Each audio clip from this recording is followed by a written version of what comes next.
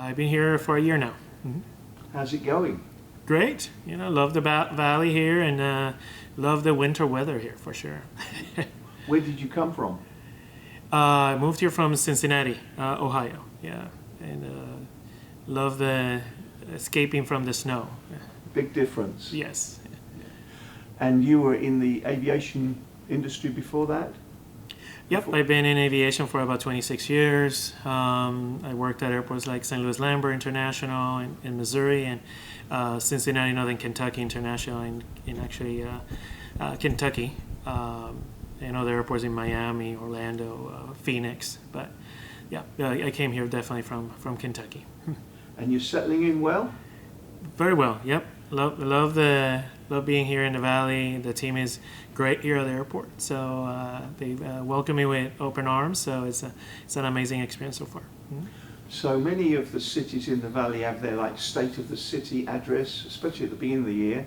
So maybe we can frame the question that way. What's the state of the Brownsville-South Padre Island Airport? We have an amazing year in 2024. We did have quite a few accomplishments. We have new service on a new airline to Monterrey, Mexico, Aerus. They fly a 12-seater airplane that goes daily. And we've had quite a big take into the flight. A lot of people are coming back and forth, either for business or leisure, between Monterrey, Brownsville, and the island. We also opened Calacas Tacos and Beer. We didn't have a restaurant for about 3 years here at the airport since the terminal opened. So last October they opened, and they've been a great success. People are very happy. What else? We have been lucky to have about 3 grants awarded to us. One was for a new firefighting equipment vehicle. And we received that in December. We also had a sweeper that cleans the taxiways and runways here at the airport. And the last award that we got was $11 million from the federal government to reconstruct runway 1836, which is our secondary runway. That runway carries most of our general aviation and corporate traffic. And tell us about your sort of legacy airlines that have always been flying in and out of Brownsville. Yeah, so we're very lucky to have American and United. American, depending on the season, can fly 5 to 6 times a day to Dallas on Embraer 175 aircraft that holds up to 76 people. And then United Airlines that flies 5 times a day to Houston. They fly Embraer 145 that hold 50 people. They all in low factors, amazing low factors, 95% occupancy on all those flights. So we had a stellar year. Overall, we had 321,000 passengers come through here, through the Brownsville Airport, which is the most that we ever had in the history of the airport. What percentage increase was that?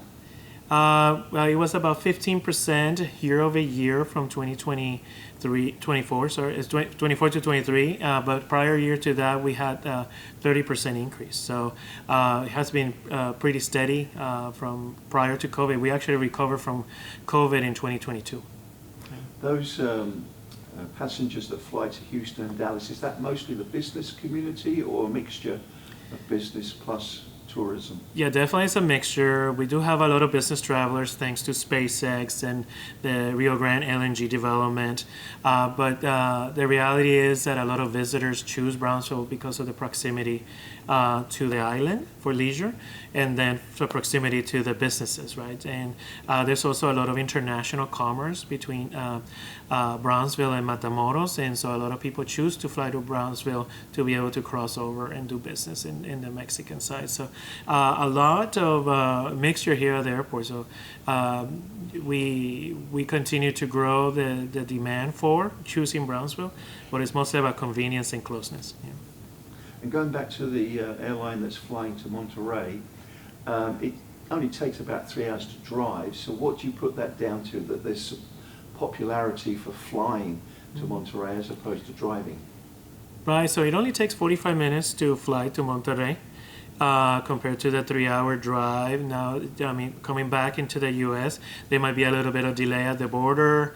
Sometimes there's long lines to get across, and also the safety and security of the driving component of it. So a lot of people choose to take the flight as a way to quickly come over to Brownsville and South Padre. But yeah, I mean, the reality is that people love flying and getting places quickly. Like I compare it to like Amazon. You have that instant reward that you can get a package in 2 days instead of 4 or 5 days like the regular mail. So the same thing with flying. Instead of driving the 3 hours and worrying about when you are passing through the border, the delays, is choosing to fly. And we have the largest and newest FIS, Federal Inspection Service, so the Customs and Border Protection Agency. So here at the airport, so we have the largest one, and it can hold up to 400 people an hour, process 400 people an hour. So coming through this airport is a breeze. I've heard it said over the years that, I don't know the term for it, but like there's a net loss within Brownsville. More people are leaving the city to fly out of other airports than are coming in, and so I guess your strategy, your goal, long-term goal, not just yourself, but the city leadership, is to tell the people of Brownsville, look, you have your own airport within your own city. This would be the place to fly out to. That's the case, isn't it? That you have so many Brownsville residents going elsewhere to fly. Yeah, it's an interesting scenario here in the valley because we have 3 airports that are in close proximity to each other. So a lot of the passengers choose sometimes on fare or the time of day, so they could choose any other airports and still be able to make it to where they need to go. So a lot of people love flying out of Brownsville because it can be dropped off by family members, be it taking an Uber or a Lyft, or the convenience of parking. Some of them, may come back to another airport, but a lot more. We have changed that a little bit in 2024, where a lot more people are choosing to come back to Brownsville. I don't know the exact number right now. I can definitely research it for you, but we went from 3/4 coming back to more than 3/4 coming back. So definitely there's a new take to flying to Brownsville. Now, the thing about the 3 airports, we have very distinct differences, right? We're closer to SBI, we're closer to SpaceX, we're closer to LNG. McAllen has his own, business MSA over there. So the both of us are the 2 largest city here in the RGV. Harlingen, on the other hand, there's a different dynamic there because they're in the middle of the 2 of us. So they do get to share a little bit of catchment areas. So, do you feel that would you like to see leaders to make the more of an expressway situation from the expressway, from 77 to the airport? Do you feel that's not too long a drive to get from the expressway to the airport? That there's always seems to be roadworks. Is that something you'd like to see improved? Yeah, there's several initiatives that Brownsville has for easing congestion in the city. Definitely Boca Chica, there's a lot more signalization work, and they've been working hard on that just to trying to get traffic flowing through. We're only 2 miles from the expressway. Also, there is plans for constructing the East Loop that will connect some parts of Brownsville to the south around the airport to the port.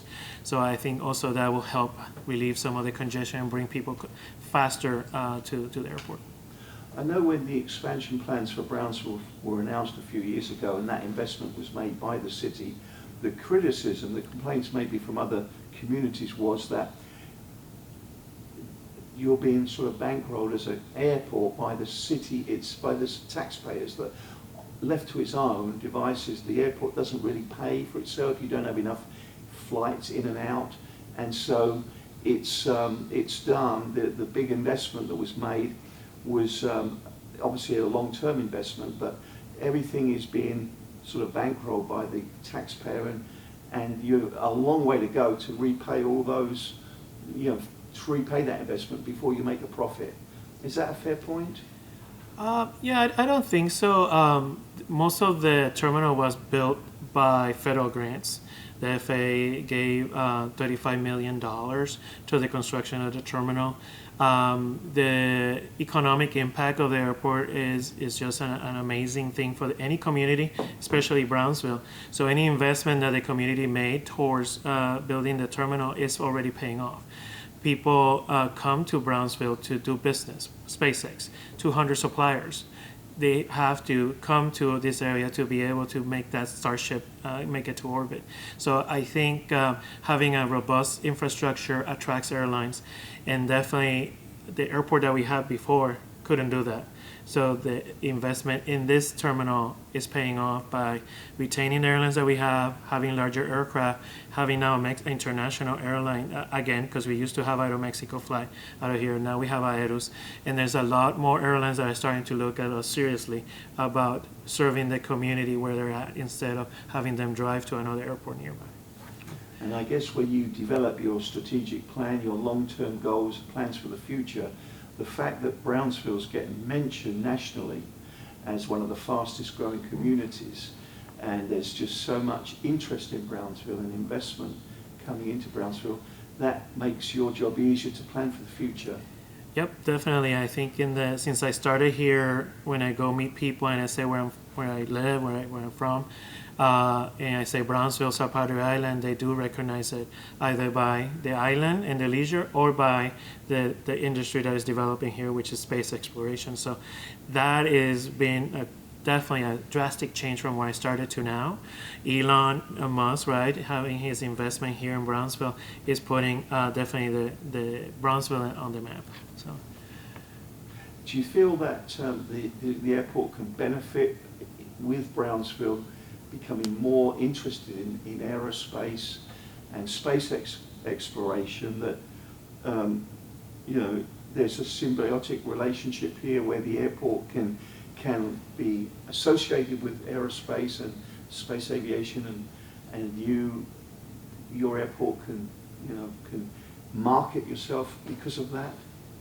Yeah, SpaceX has a warehouse here at the airport, and then we always market ourselves to be a cargo hub with the potential to bring more of those materials that SpaceX needs on a daily basis as they continue to definitely produce more Starship faster and trying to bring them into orbit. Right now, where they're seeking about 22 or 24 launches a year, so that's going to really require a lot more material suppliers to come here often with their products. So definitely it's going to help having a warehousing at the airport that can support a Starship. Obviously, we know that Boca Chica cannot handle all the warehousing that they will require in the future, so they're going to look at which is the easiest place to bring that cargo from into Starship, Starbase. And you mentioned earlier LNG, just the growth of the port generally, all the activity going on there. Do you see a benefit there? Is the airport doing well because of the Port of Brownsville? Yeah, I mean, Brownsville is very lucky that they have 6 modes of transportation, including space exploration. So having the port so close to us definitely is giving an advantage to promoting the region. It's not just about the airport, it's about how everything around us can benefit. The port is one of the busiest in the United States, and definitely having the airport nearby is an advantage. We have great highway systems. We have definitely a lot of other industries that are coming across that could benefit from having the Port of Brownsville as well. And all the maquila factories in Matamoros, there's a benefit there for you as well? Yep, we see a lot of traffic going back and forth, and the proximity of our airport to the border gives that a specific advantage that a lot of trucking companies are seeking, which is the people problem, right? So you don't have enough people to drive those trucks, so if you have shorter turns, definitely we are better positioned for that, as they can utilize that person more on turning traffic. Yeah. So your immediate projects, the big projects for 2025 that you're working on, would you like to share anything with the viewers there? Yeah, I mean, some of the airport priorities are air service development. Obviously, we want to connect the community to the world as easy as possible and as low cost as possible. We definitely want to grow our cargo presence here. And the third one is land development. We do have a lot of land available for different industries, warehousing, light industrial, as well as hotel and retail. So there's a lot of interest in our area right now because of Starbase. So there will be more news here to be shared soon about what's happening here at the airport on our land, on aeronautical and non-aeronautical land. Yeah. So big things to be looking out for. Big things coming. It's one of the things when the city asked me to join them was how can we develop the airport to be self-sustaining as possible, as quickly as possible, and we're doing that in this year. We have accomplished a lot of things, and we're going to accomplish a lot more in 2025. Thank you, Anil. Those are all the questions I had. Have I missed anything out? Anything else you'd like to add? I think it's always my ask to the community is to support local businesses and your local airport. I think it's important that if we fly Brownsville, we'll be able to grow Brownsville. So, as we continue to look at our possibilities for airline or cargo operations, to consider flying from home, and then because you'll see the product at the end. So, Thank you so much for today's interview. We've learned a lot. yeah, thank you so much.